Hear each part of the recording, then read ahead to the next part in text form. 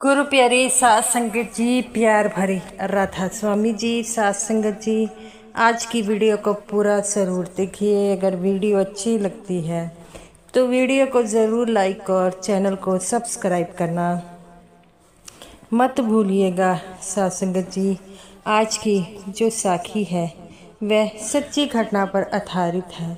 तो सात संगत जी, संगत से यही दरख्वास्त है कि साखी को पूरा सुनने की कृपालता ज़रूर कीजिए। सात संगत जी, जैसा कि आपको पता है कि बाबा जी से हर कोई प्रेम करता है और बाबा जी से मिलने के लिए हर सत्संगी की ख्वाहिश जो होती है बहुत ज़्यादा होती है और वह हमेशा ही यही चाहता है कि मैं जब भी चाहूँ बाबा जी के दर्शन ज़रूर चाहूँ।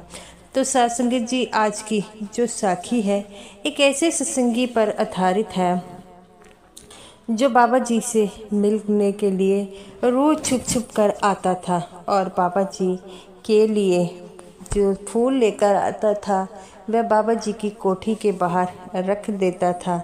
और सत्संगी जी, जैसा कि आपको पता है कि बाबा जी जो है अपने हर सत्संगी से बेहद प्रेम करते हैं। इसी प्रेम के चलते वे अपने सत्संगियों का हम मान सम्मान रखते हैं।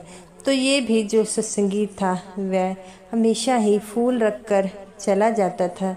जब वह आ जाता था उस समय जो तकरीबन रात के 2 बजे होते थे, उस समय बाबा जी की कोठी के सामने कोई सेवादार नहीं होता था और सेवादार भी उस समय जो है वो पास जब होते नहीं थे तब भी वह आता था। और जब बाबा जी सुबह उठते तकरीबन 3 साढ़े 3 बजे तो अपनी कोठी के बाहर जो है ये देखते थे और जिससे वह कहते थे कि पता नहीं कौन है जो सुबह सुबह इतने जल्दी जो है ये फूल रख कर चला जाता है। सेवादार कहते हैं कि बाबा जी जब हम यहाँ पर नहीं होते तभी वह आता है और फूल जो है रख कर चला जाता है।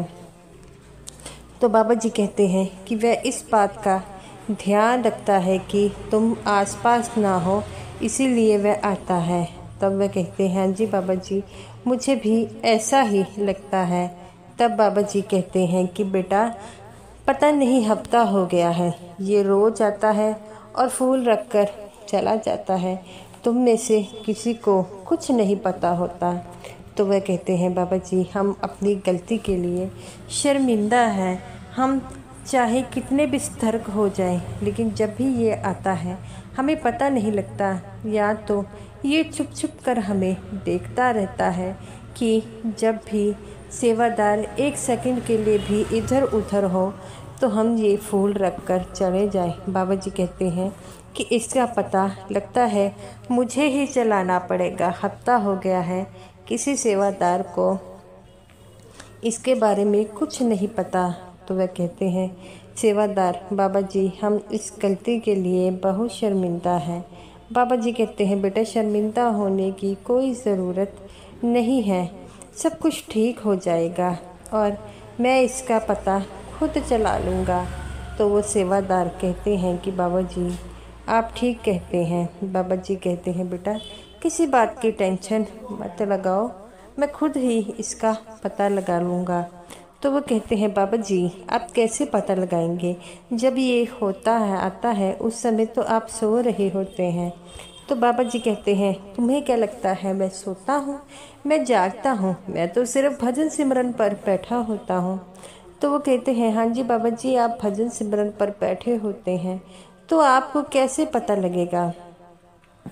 बाबा जी कहते हैं, मुझे सब कुछ पता है, तुम किसी बात की टेंशन मत लगाओ और बेफिक्र होकर जो है तुम लोग अपनी ड्यूटी करो।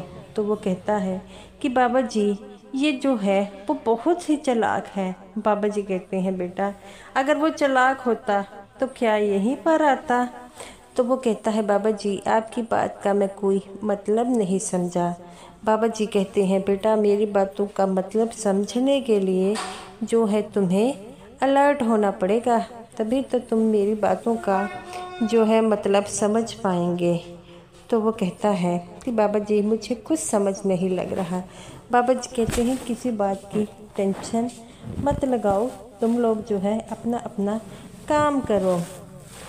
तो वो कहते हैं कि जैसी बाबा जी आपकी इच्छा, और वह अपने काम में लग जाते हैं।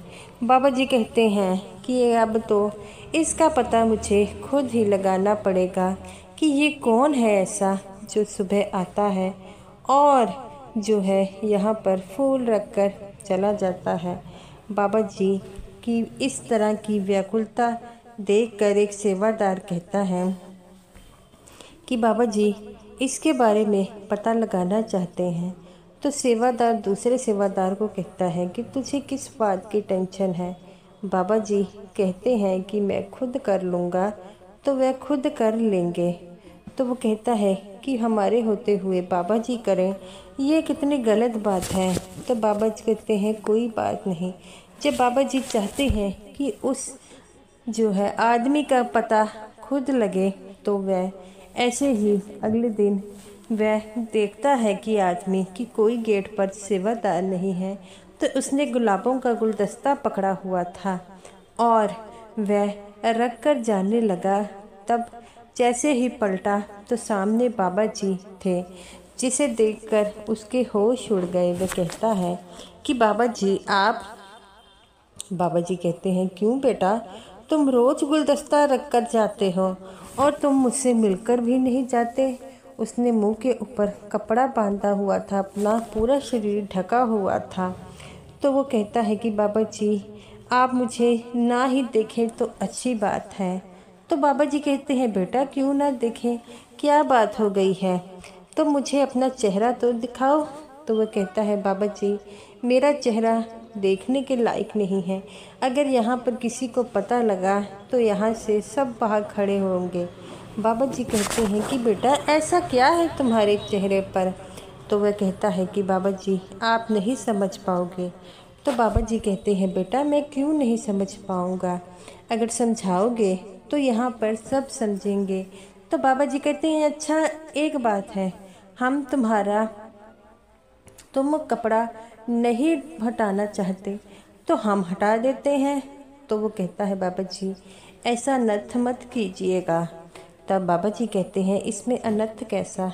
तो वो कहता है कि बाबा जी मेरा सारा चेहरा खराब हुआ है, मुझे जो है स्किन का रोग हो गया है, इसीलिए कोई मेरे साथ नहीं बैठता। यहाँ तक मेरे घर वालों ने मुझे यहाँ से बाहर निकाल दिया घर अपने से, तो मैं यहाँ पर आ गया। यहाँ पर छुपकर जो है मैं लंगर खाता हूँ और शेड में रहता हूँ। तो अगर किसी को मेरे बारे में पता लगा तो मुझे यहाँ से भी निकाल देंगे। तो बाबा जी कहते हैं बेटा मेरे होते हुए कौन तुम्हें जो है बाहर निकालेगा। बाबा जी ने उसका चेहरे के ऊपर मास्क हटाया, उसका चेहरा पूरी तरह से गला हुआ था। तो बाबा जी कहते हैं बेटा तुम्हें डॉक्टर की ज़रूरत है, ऐसा कोई रोग नहीं है जो आजकल ठीक नहीं हो सकता।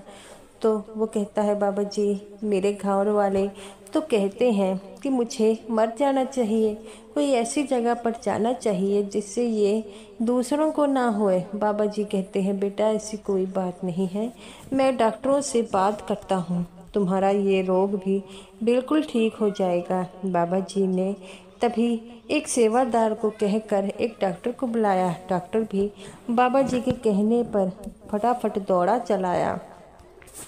जब बाबा जी ने उस डॉक्टर को इसके बारे में दिखाया तो वो कहते हैं बाबा जी सब कुछ ठीक हो जाएगा, आप टेंशन मत लें। बाबा जी कहते हैं बेटा मैं टेंशन नहीं ले रहा, ये ले रहा है। तब वो कहता है बाबा जी आप ऐसा मत कीजिए। बाबा जी कहते हैं बेटा तुम्हें डॉक्टर की ज़रूरत है। तो वो कहता है कि बाबा जी मैं इस बात को मानता हूँ। तब बाबा जी कहते हैं फिर बेटा किस बात की चिंता है, सब कुछ ठीक हो जाएगा, तुम सिर्फ अपना ध्यान रखो। तब बाबा जी डॉक्टर को कहते हैं कि इसे हॉस्पिटल में ले जाओ, इनका इलाज करो, और अगर किसी चीज़ की कमी हो तो मुझे ज़रूर बताना। वह डॉक्टर कहता है बाबा जी सब कुछ ठीक है, ये भी बिल्कुल ठीक हो जाएंगे। तब बाबा जी कहते हैं कि बेटा ऐसे से छुप छुप कर मिलने का कोई फ़ायदा नहीं, अब तुम मेरे बिल्कुल सामने मिलना। बाबा जी की बातें सुनकर वह बड़ा व्याकुल हो बैठता है और कहता है कि बाबा जी, मैंने सुना था जिसका कोई नहीं होता उसका कुल मालिक होता है। आज आपने ये विश्वास दिला दिया। बाबा जी कहते हैं बेटा, किसी बात की टेंशन नहीं लेनी है, हमेशा उस परमात्मा को याद करो। अगर उस परमात्मा ने तुम्हें यहाँ पर भेजा है, ये जीवन दिया है, तो किसी कारणों के कारण दिया होगा। तो वह कहता है बाबा जी आप सही कहते हैं। बाबा जी कहते हैं बेटा, किसी बात की टेंशन नहीं लगानी है, हमेशा खुश रहना है। जो कोई करता है वो करेगा। ये तो एक रोग है, आजकल रोग तो जल्दी ठीक हो जाते हैं। तो वह कहता है बाबा जी आपकी बातों से मैं सहमत हूँ। और बाबा जी का वह देख कर रोने लग पड़ता है। बाबा जी उसका हाथ पकड़ते हैं और कहते हैं बेटा, ऐसा कोई रोग नहीं है आजकल जो ठीक ना हो जाए, और तुम भी बहुत जल्दी स्वस्थ हो जाओगे। तो वो कहता है बाबा जी अगर मैं स्वस्थ हो गया तो दोबारा अपने घर नहीं जाना चाहूँगा। बाबा जी कहते हैं क्यों बेटा? तो वो कहता है बाबा जी जिन घर वालों ने मुझे धक्के मारकर बाहर निकाला है, मैं उनके साथ अब दोबारा नहीं रहना चाहता। बाबा जी कहते हैं बेटा इस बात की जिद मत करो। तब वह हॉस्पिटल में जाता है और वहाँ से वह बिल्कुल ठीक होकर हो जाता है और धीरे धीरे वह डेरे में ही सेवा के करने लग पड़ा। बाबा जी कहते हैं बेटा घर नहीं जाना? तो वो कहता है बाबा जी कौन से घर? जिन घर वालों ने मुझे धक्के मार के मार निकाल दिया था, जो मेरे बुरे समय में मेरा साथ ना दे पाए, वो मेरे कौन से घर वाले हैं? तब बाबा जी कहते हैं बेटा तुम तो ऐसे ही जिद कर रहे हो। तो वो कहता है बाबा जी अगर मैं जिद ना करूँगा तो क्या करूँ? मेरे घर वालों ने जो नीच काम किया है, और पर उनको उस नीच काम के लिए जो है हमने माफ़ कर दिया, तो कैसे है आज से मैं यहीं पर रहकर अपना जीवन व्यतीत करूँगा। बाबा जी कहते हैं कि बेटा ये तो तुमने अच्छी बात कही है। तब बाबा जी कहते हैं बेटा किसी बात की टेंशन नहीं लगानी, मेरे रहते हुए तुम्हें किसी बात की कोई तकलीफ़ नहीं होगी। तुम तो सिर्फ उस मालिक का नाम धरो और भजन सिमरन करो, सब कुछ ठीक हो जाएगा। बाबा जी के कहने का यही मतलब था कि वह सच्चा परमात्मा हमेशा हमारे साथ है, हमें किसी न किसी चीज़ की जो है कभी कमी नहीं होने देता। हम ही हैं जो उस परमात्मा पर विश्वास नहीं कर पाते। वह आदमी उसके बाद वहीं पर रहने लगा। धीरे धीरे वह बिल्कुल ही ठीक हो गया, किसी प्रकार का उसे कोई रोग न था। एक दिन जब उसकी बीवी डेरे में आई, अपने पति को जो है घर जाने के लिए कहा, तब वह कहता है कि जब पूरे समय में बाबा जी ने मेरा साथ दिया है और अब मैं अच्छे समय में तुम्हारे साथ कैसे चला जाऊं? तो साथ संगत जी, बाबा जी हमेशा ही सबका भला करते हैं। वह कहता है कि आज के बाद मैं कभी भी दोबारा नहीं जाऊंगा और हमेशा यही रहूंगा। उसकी बीवी उसे बहुत कहती है, लेकिन वह अपनी बीवी की बात बिल्कुल नहीं मानता और कहता है नहीं, मैं तुम्हारे साथ कभी नहीं जाऊंगा। तो साथ संगत जी ऐसे ही हैं बाबा जी। बाबा जी हमेशा ही हर एक का साथ देते हैं। जो मुश्किल में होता है वह हमेशा ही बाबा जी उनके अंग संग रहते हैं। इसीलिए तो बाबा जी हमें यही समझाते हैं कि ये मतलब ही है, ये रिश्ते हमारा सुख में साथ देते हैं, दुख में नहीं। दुख में तो सिर्फ वो सच्चा परमात्मा ही हमारा साथ देता है। इसीलिए हमेशा भजन सिमरन की ओर ध्यान दीजिए। तो गुरु प्यारी साध संगत जी, बाबा जी के कहे अनुसार हमें सिर्फ भजन सिमरन पर ध्यान देना चाहिए, और भजन सिमरन ही ऐसी चीज़ है जो हमारा साथ देगा। तो साथ संगत जी, ये रही मेरी आज की वीडियो अच्छी लगी हो तो ज़रूर लाइक कीजिएगा और समूह साथ संगत जी को मेरी तरफ से प्यार भरी राधा स्वामी जी।